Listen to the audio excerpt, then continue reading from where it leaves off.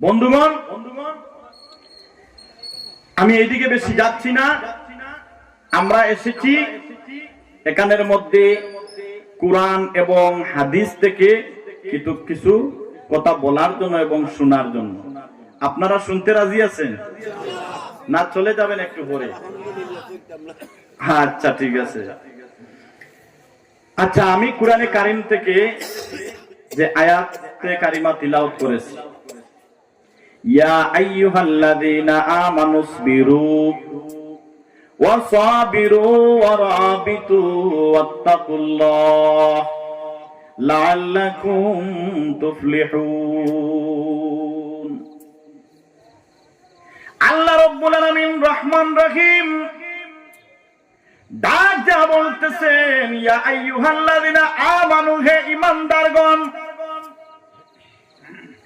তোমরা যদি সফলতা অর্জন করতে চাও তাহলে তোমাদের একটা কাজ করতে হবে। সর্বপ্রথম তোমরা একটা কাজ করতে হবে, সবর করতে হবে। বুঝতে কোনো অসুবিধা হয়েছে? আচ্ছা, পৃথিবীর মধ্যে কোন মানুষ সবচেয়ে সফল? আল্লাহ রাব্বুল আলামিন কোরআনে কারীমের মধ্যে বলে দিয়েছেন, ফামান যুহজিহা আনিন নার ওয়া উদখিলাল জান্নাতা ফাকাদ ফাজ। আল্লাহ রাব্বুল আলামিন বলেন, এই মানুষ দুনিয়ার সফল, দুনিয়ার মধ্যে সিয়াম। এই মানুষ, যে মানুষ জাহান্নাম থেকে মুক্তি পেতে পারলো আর জান্নাতে প্রবেশ করতে পারলো, এটা হলো দুনিয়ার সফল এবং দুনিয়ার সবচেয়ে সিয়ান ওই মানুষ। জুড়ে বলেন আল্লাহু আকবার। এটা আমার মুখের কথা, আপনাদের বিবেকে ঠিক হয়? মানে যে জাহান্নামী হবে সে সফল, না যে জান্নাতি হবে সে সফল? কোনটা সফল? যে জান্নাতি হবে সে সফল। কিন্তু আমরা সফল, আমরা ওই মানুষকে এখন বর্তমান সিচুয়েশনে কয় ওই মানুষ সফল যার 10টা গাড়ি আছে, যার 5টা ছেলে আছে, 2টা বউ আছে, 4টা চাকরি আছে এবং কয়েকটা বাড়ি আছে।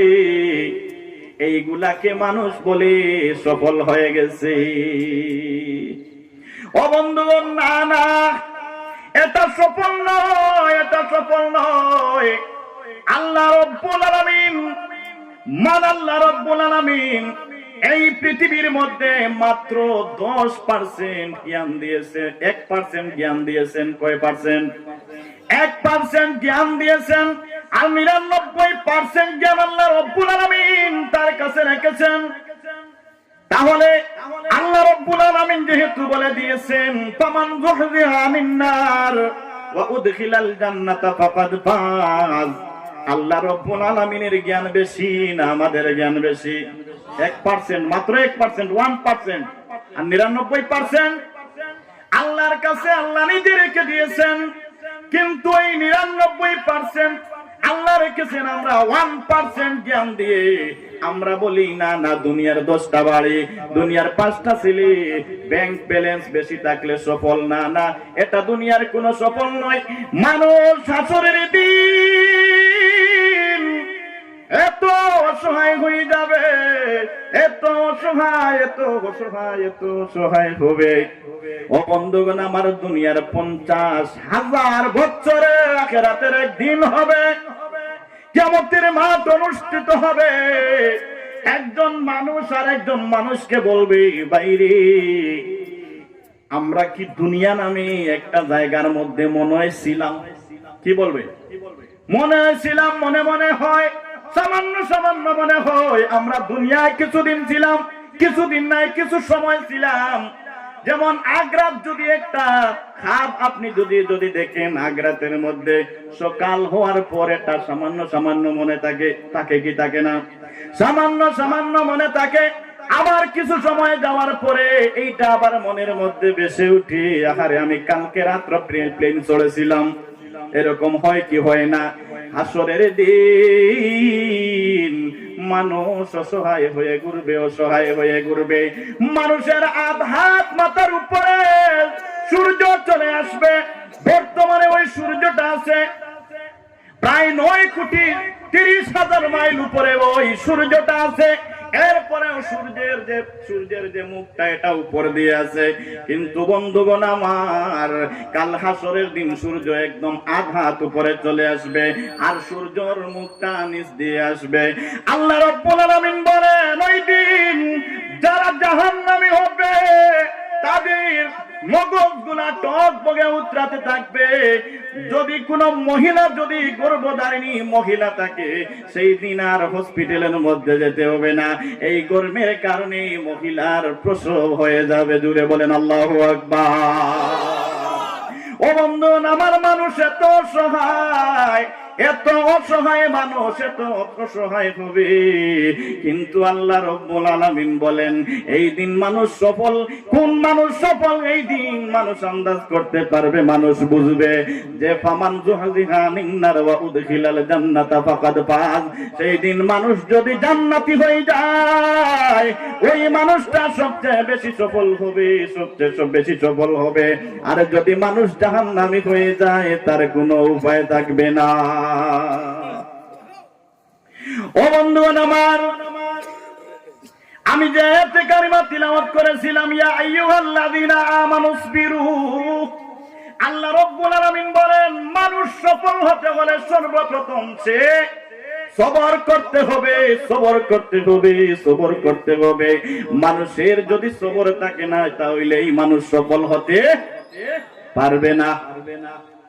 এখন ওই সবরটা কয় জায়গার মধ্যে করতে হবে? 3 জায়গার মধ্যে সবর করতে হবে, 3 জায়গার মধ্যে করতে হবে।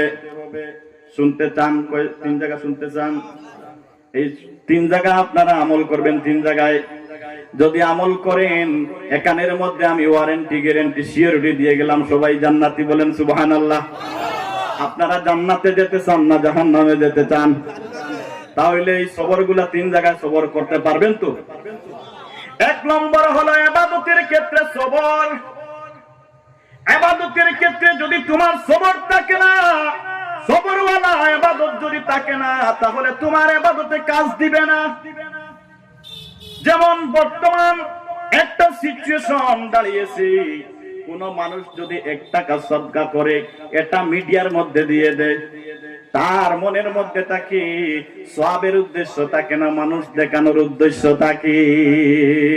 এটা যদি মানুষের উদ্দেশ্য থাকে, তাহলে এটা সবরওয়ালা ইবাদত নয়, এটা সবরবিহীন ইবাদত। এই ইবাদত তার কোনো কাজে আসবে না, কোনো কাজে আসবে না। এখন অনেক রাজনীতির ভাই বন্ধুরা, তারা ওযু তাকুক না তাকুক, কিন্তু নামাজের মধ্যে দাঁড়িয়ে যায়। এটা তারা কি করে? মানুষকে দেখানোর জন্য ইবাদত করে, নামাজ পড়ে। মানুষ আমাকে বলুক, আমি নামাজি একজন মানুষ, আমি 5 ওয়াক্ত নামাজ পড়ি, কিন্তু যেই সময় ইলেকশনের সময় শেষ হয়ে যায়, কিন্তু এই বছরের পর বছর চলে যায়, তাকে জুম্মার নামাজের মধ্যেও দেখা যায় না, আছে কিনা? এটা হলো সবর ছাড়া নামাজ। আমাদের নামাজ এইরকম হতে হবে যে আমার মনের মধ্যে থাকতে হবে, দুনিয়ার কোন মানুষ দেখুক বা না দেখুক আমার কোনো যায় আসে না, আমি আমার আল্লাহ রাব্বুল আলামিনকে রাজি এবং খুশি করার জন্য আমি সদকা করতেছি, আমি নামাজ পড়তেছি, আমি রোজা রাখতেছি। এই যে ইবাদত যেটা হবে, এটা হবে সবরওয়ালা ইবাদত। জোরে জোরে বলেন না আল্লাহু আকবার।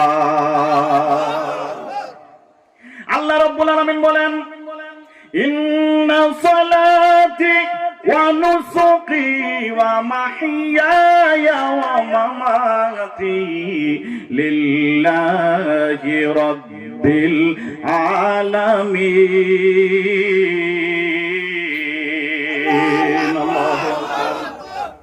আল্লাহ রাব্বুল আলামিন বলেন, ও দুনিয়ার মানুষ, তোমরা তোমাদের নামাজ, তোমাদের জীবন, তোমাদের মরণ, তোমাদের কুরবান, এইগুলা দুনিয়ার মানুষকে দেখানোর জন্য হইলে হবে না। এইগুলা তোমরা করতে হবে আমি আল্লাহর জন্য, আমি আল্লাহর জন্য। আল্লাহু আকবার।